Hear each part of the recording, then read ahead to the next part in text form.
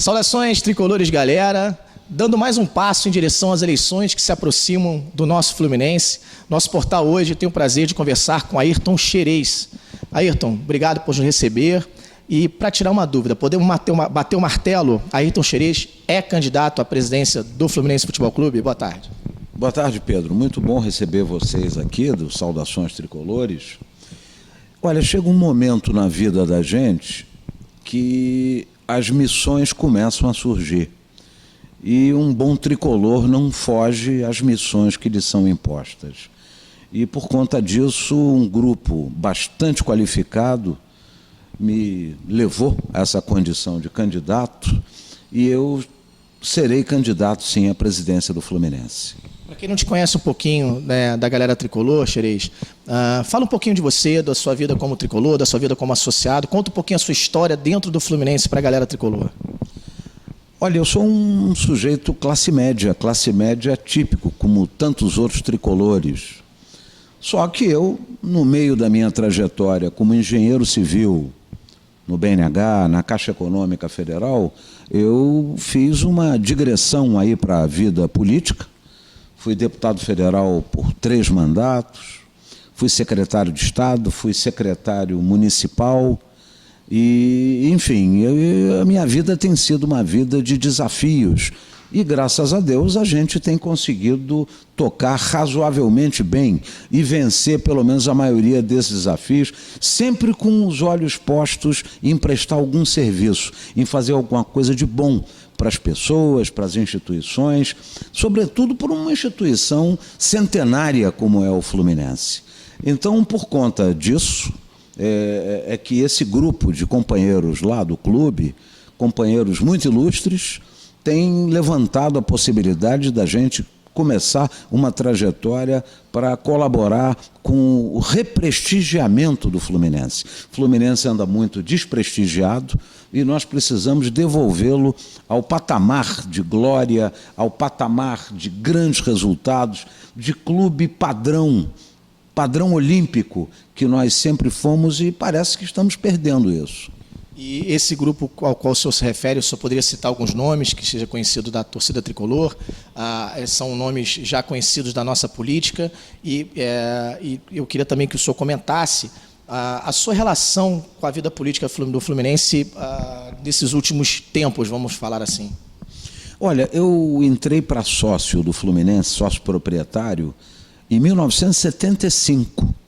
E Francisco Horta foi que me conduziu até lá e assinou o meu pedido de filiação ao Fluminense. Então eu tenho 25, mais 45 anos de sócio do Fluminense. Eu nunca fui um frequentador muito assíduo, porque eu sempre morei na Zona Sul. Atualmente eu moro na Barra da Tijuca. Convenhamos, não é uma distância muito fácil de ser vencida para a gente poder frequentar o Fluminense. Mas a partir de alguns convites que recebi do Mauro Borim, da Inês, do Paulo Stuart, do Marcovan, do próprio Paulo Mozart, que foi candidato à presidência do Fluminense, e do Marcelo Luna, um advogado, do Diego Michelini, enfim, pessoas que têm boa vontade, intenção clara, límpida de servir ao Fluminense e não se servir do Fluminense, para que ele volte àqueles momentos de glória que ele viveu e continuará a viver daqui para frente. É notório que o Flu atravessa um dos momentos mais, por que não dizer, sombrios da sua existência, uma crise financeira que assolou o clube já de um bom tempo para cá. O próximo presidente vai encarar muitos desafios. Eu queria que o senhor explicasse para nós o porquê que o senhor se sente preparado de encarar esses desafios e qual seria, de repente, o primeiro passo, o senhor sentado na cadeira da presidência do Fluminense, para que a gente se movimentasse para frente. Nós temos 3 grandes vetores para enfrentar de imediato. Primeiro, um plano de reestruturação financeira, uma estratégia de recuperação financeira do Fluminense. Nós temos que olhar para trás, uma visada a ré, para equacionar a questão das nossas dívidas, que já são muito altas. E uma visada avante, para frente, que é a mais importante, que é a obtenção de patrocínios, a participação de fundos de investimento, para que nós possamos colocar dinheiro no caixa, já, imediatamente, para nós darmos uma vida nova ao Fluminense. Um segundo vetor que eu vou enfrentar é a recuperação do patrimônio imobiliário do Fluminense. Aquele valioso patrimônio imobiliário que causa ciúmes, desperta inveja em todos no Brasil, porque nós estamos incrustados nas Laranjeiras, no coração da cidade do Rio de Janeiro, ao lado do Palácio Guanabara. E a sede histórica do Fluminense, ela tem que ser considerada como um ponto turístico da cidade do Rio de Janeiro. Porque ali, no nosso estádio, nosso velho, hoje combalido estádio das Laranjeiras, estádio Manuel Schwartz, nós, além das glórias que ali tivemos, nós tivemos presidente da República, nós tivemos Francisco de Paula Rodrigues Alves, nós tivemos jogos... Ali é o berço do futebol brasileiro, o futebol brasileiro nasceu ali, o Fluminense é história, o Fluminense é tradição, nós não podemos deixar esse patrimônio abandonado. A sede do Fluminense é um patrimônio extraordinário, ela vai ter que ser movimentada, animada, recuperada totalmente. O Parque Olímpico, que hoje está numa situação que eu não gostaria nem de falar, porque nós estamos falando por uma emissora, nós estamos falando para alguém que vai distribuir as imagens, e eu não quero ser o causador de que se tenha do Fluminense uma imagem distorcida do que ele é na realidade. O Parque Olímpico, nós precisamos de um novo plano diretor para aquilo ali. Nós temos que manter a tradição do esporte olímpico, mas a tradição do esporte olímpico vencedor, não o que está agora lá. E esse é um compromisso que eu também assumo nesse momento. E, claro, o Fluminense é Fluminense Futebol Clube. Nós temos que voltar a ter um time de futebol que nos dê as alegrias que nós tivemos recentemente e no passado, com Castilho, com Flávio, com Dionísio, com Washington, com Assis, enfim, Rivelino, a máquina tricolor do Horta, os timaços que o Roberto Orcades e Celso Barros montaram na década na década passada, do início do século. Nós não vamos deixar o Fluminense apenas para entrar em competições, se matricular burocraticamente. O Fluminense vai ter um grande time de futebol para que as suas cores voltem a tremular no pálio daquelas agremiações mais fortes do futebol brasileiro. E cuíca mundial. O senhor falou de esportes olímpicos, e a gente se atém a uma questão que é muito sensível, que é a questão da governança. O Fluminense hoje, as contas do clube, elas não têm uma transparência que a torcida, de uma forma geral, gostaria que tivesse, que os associados, de uma forma geral, gostariam que tivesse. O senhor pretende trazer uma transparência para esse tipo de contas também, para as contas do clube de uma maneira geral, fazendo os razonetes, e promover talvez uma mudança estatutária para que isso seja regra, para que o presidente do Conselho Fiscal, para que as contas do Fluminense fiquem transparentes, para que não haja qualquer tipo de rumor em cima das contas do Flu? Pois é, quando eu me referi ao projeto, à estratégia financeira para o Fluminense, que nós vamos empreender imediatamente, é fundamental que nós tenhamos transparência. Transparência, compliance, ética nas nossas atitudes, nas transações financeiras que o Fluminense fizer. Isto é fundamental. Hoje, realmente, o Fluminense não tem transparência nenhuma. Você não sabe, não conhece, não lhe é dado conhecer absolutamente nada do que se passam ali através das paredes do clube. Essa é uma condição necessária e será perseguida durante todos os dias do meu mandato. E o senhor vê uma mudança estatutária para que isso passe a ser uma regra de governança, de gestão no clube? Veja você, o que é um estatuto? Um estatuto é um conjunto de regras para estabelecer condutas, atitudes e comportamentos de uma determinada coletividade. O estatuto é um estatuto para os sócios tricolores e seus convidados tricolores, porque o Fluminense precisa trazer as famílias de volta para a sua jornada diária, para a sua convivência diária, para nós podermos ter novos tricolores e fazer com que a nossa torcida cresça, aumente. E, no entanto, você hoje não vê as famílias frequentando ali o Fluminense. Por quê?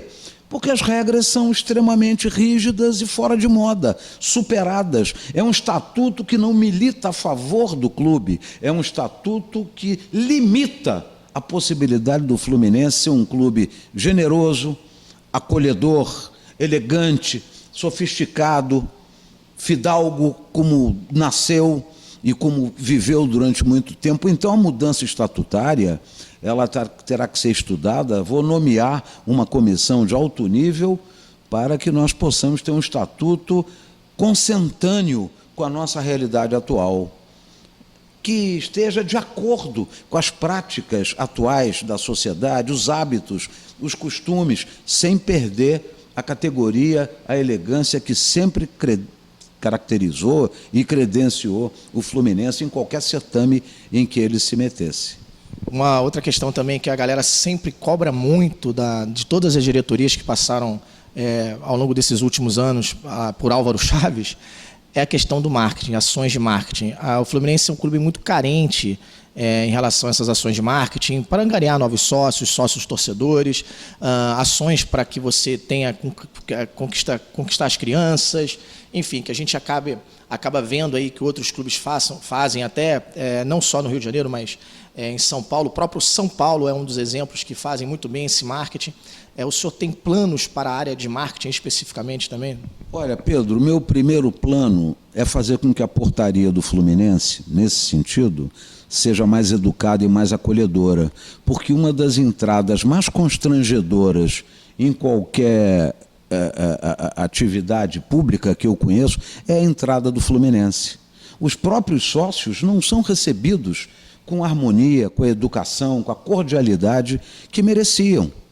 E vou lhe contar mais, um sócio antigo, eu diria até um ex-jogador extraordinário, hoje um grande economista, ele foi à tesouraria do Fluminense para comprar um título para ele, porque ele esteve fora do Brasil, voltou, e aí ele quis também introduzir os seus dois netinhos, um com 4 anos, outro com 8 anos, ao fazer o pedido para se credenciar como associado do Fluminense.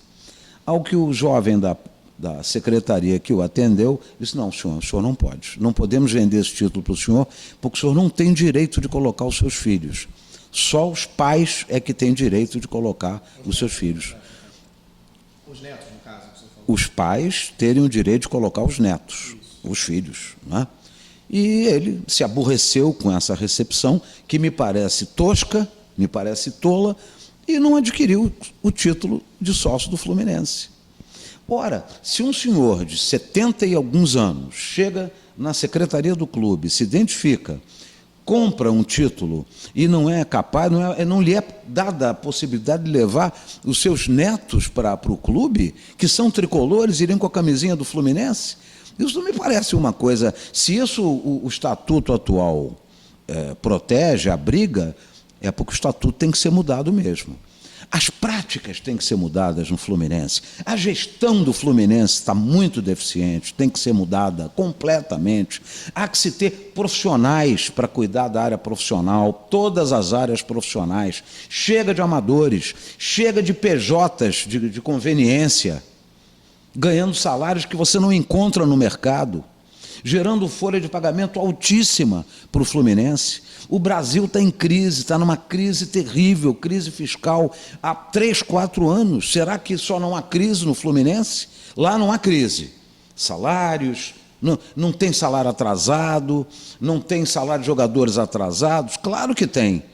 Nós não podemos mais conviver com isso. Isso é indigno para o Fluminense. E essa vai ser a minha primeira luta, acabar com essa situação que nos envergonha a todos. E falando em profissionais, a gente tem um profissional, não vamos falar dos demais profissionais, vou falar de um profissional particular que vem sendo muito elogiado pela torcida, que é o Paulo Angione, que é diretor de futebol, que vem fazendo um trabalho de destaque, né, com um baixíssimo orçamento do futebol, praticamente reinventou um elenco que grande parte da torcida o chama de O Mago Angione. O senhor pretende mantê-lo numa eventual gestão do senhor, ou isso é uma questão que o senhor vai ver lá na frente, ou já tem alguém de confiança para colocar à frente do futebol? Olha, o Angione é uma pessoa muito benquista, muito bem falada. Eu não o conheço pessoalmente, mas diversos amigos já me falaram muito bem dele, né? Já esteve no Fluminense por várias vezes. Então, a presença dele hoje lá é apenas a repetição de muitas outras em que ele já esteve e sempre trabalhou muito bem, sempre trabalhou profissionalmente. E eu também acho que têm sido feitas descobertas de jogadores, de talentos, como o Everaldo, por exemplo. Não só dele, do Angione, como também de todo o departamento do scout ali que trabalha com ele. Eu não tive ainda, porque o Fluminense hoje é tão fechado, ele é tão pouco amistoso, ele é tão pouco cavalheiresco, que as pessoas ficam mantidas à distância, não é? Sei lá, talvez seja uma proteção que eles tenham concebido para si próprios. É possível que o scout também seja um instrumento que esteja colaborando com o Fluminense. Agora, eu gostaria muito, viu, Pedro, muito mesmo, de contar com algumas pessoas que no passado já deram muitas alegrias ao Fluminense. Eu acho que o Angione, claro que poderia ser mantido e poderia continuar trabalhando com esse grupo. Eu me refiro a Celso Barros, que é um tricolor também que já se doou extraordinariamente. Eu me refiro ao Alcides Antunes, que foi um grande vice de futebol. Eu me refiro a Ricardo Tenório, que também é um grande tricolor, que também já esteve ali na área do futebol, porque essa é uma área que eu conheço menos.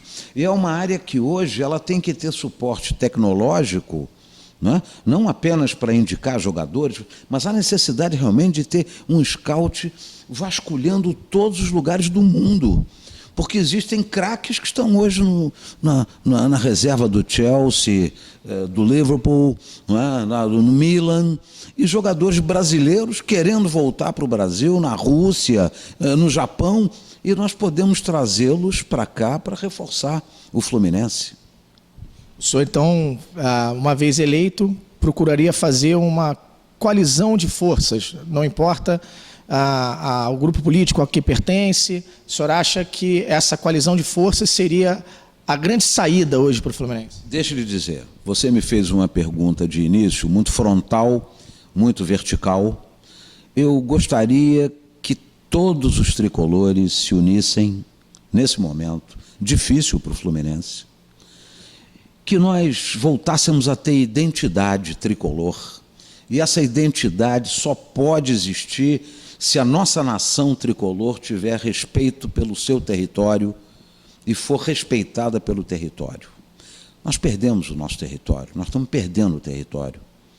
O nosso estádio não está bem, nossa sede não está bem, eu me refiro à parte física, as construções não estão bem. O Fluminense precisa de um novo plano diretor para restabelecer a sua beleza arquitetônica e poder receber as famílias tricolores em novos restaurantes, novas atrações sociais, para o pessoal voltar a assistir os jogos do Fluminense em Álvaro Chaves, para que os nossos atletas possam nadar naquela belíssima piscina que está rachada hoje, está interditada, os restaurantes interditados. Eu não queria tocar nesses assuntos. Eu acho que tocar nesses assuntos não é construtivo, mas é que quando se concede uma entrevista como essa que nós estamos fazendo e falando abertamente, nós acabamos entrando em áreas que nós não gostaríamos de tocar. E queria que toda a família tricolor se unisse. E que esse projeto de presidir o Fluminense não seja um projeto egoisticamente meu, que esse projeto seja desses nomes ilustres que o Fluminense tem sob seu teto, sob seu abrigo, que amam o Fluminense. E com isso nós vamos conseguir reverter, pouco a pouco, essa situação absurda que estamos vivendo, sem gestão, sem transparência, sem dinheiro, sem patrocinadores, sem marketing, sem nada, sem credibilidade, inclusive, e nós vamos começar a restituir ao associado a perspectiva de voltar ao clube, usar o clube, ter orgulho do seu clube, orgulho físico de pertencer ao Fluminense, de vivenciar o ambiente tricolor e, com isso, nós levantarmos o clube ao patamar que ele merece.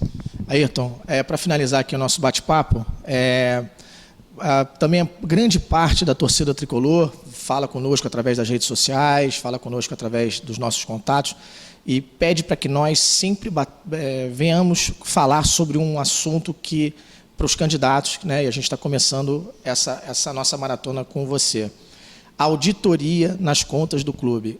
O senhor vai fazer, uma vez assumindo o Fluminense? Parece que você veio com a plataforma de campanha já pronta, né, Pedro? Isso ajuda muito. Mas é natural que qualquer entidade, seja ela pública, privada, quando há uma sucessão no cargo, é necessário que se faça uma auditoria. E que se faça uma auditoria e que se dê consequência aos trabalhos da auditoria. Compromisso de campanha do senhor? Compromisso de campanha, claro, compromisso, vai ter uma auditoria e essa auditoria vai gerar resultados. Esses resultados, eles se transformarão em ações, em atividades que devem ser cumpridas, como eu ouvi a Ernst Young no início de uma gestão passada, não se sabe dos resultados, o que deu, o que é que não deu, se foi bom, se não foi bom. Nós queremos iniciar uma gestão eficiente, eficaz, profissional, econômica para o clube, e a auditoria, me parece, é o primeiro passo. Xerez, muito obrigado por nos receber. Eu já queria deixar aqui o nosso espaço aberto para você e para toda a sua equipe. A gente está sempre à disposição de trazer informação até a torcida do Fluminense. Já queria deixar pré-agendado, uma vez definida a data das eleições, para que nós fizéssemos uma conversa aí já mais verticalizada na plataforma, das ações que o senhor pretende fazer. Acho que por um bate-papo inicial, para a galera conhecer um pouquinho mais de quem é o Ayrton Xerez, a gente fica muito feliz de poder estar trazendo esse tipo de informação para a galera tricolor. Falamos de alguns assuntos. O senhor gostaria de finalizar com algum assunto que nós não falamos ainda?